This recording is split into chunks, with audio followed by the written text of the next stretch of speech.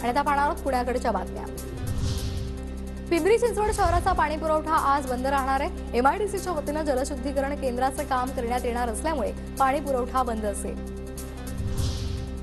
पिंपरी चिंचवडच्या वायसीएम रुग्णालयातील कॅशियरचा सावळा गोंधळ उघड, बिलाच्या पावत्या एडिट करून पैशाचा अपहार। पुण्याच्या रांजणगावमध्ये बनावट चलनी नोटा बनवणारा गजाळ, आरोपीला बनावट नोटा बनवण्याच्या साहित्यासह अटक। पुण्यामध्ये प्रत्येक महिन्यामध्ये लक्ष्मी रस्त्यावर वॉकिंग प्लाझा उपक्रम, प्रत्येक महिन्याला पादचारी दिन साजरा करण्याचा पालिकेचा निर्णय। पिंपरी चिंचवडमध्ये रात्रीच्या वेळी चोरी करणाऱ्या टोळीला अटक, आरोपीकडून 24,45,000चा मुद्देमाल जप्त।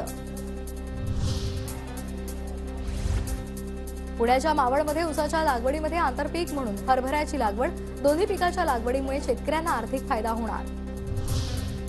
पुण्यामध्ये 69व्या सवाई गंधर्व भीमसेन संगीत महोत्सवाचा प्रारंभ, परंपरेनुसार तुकाराम दैठणकर यांच्या सनई वादनानं महोत्सवाची दिमागदार सुरुवात। देवदिवाळी निमित्तानं पुण्यातील लक्ष्मीबाई दगडूशेठ हलवाई दत्त मंदिर उजळलेलं आहे। या मंदिर परिसरामध्ये दिव्यांची उजळ पाहायला मिळाली। जेजुरीमधील खंडेरायाच्या मंदिरामध्ये चंपाषष्ठी उत्सवाला सुरुवात झाली आहे। करवीर पीठाचे शंकराचार्य नृसिंह भारती यांच्या हस्ते उत्सव मूर्तीची घटस्थापना।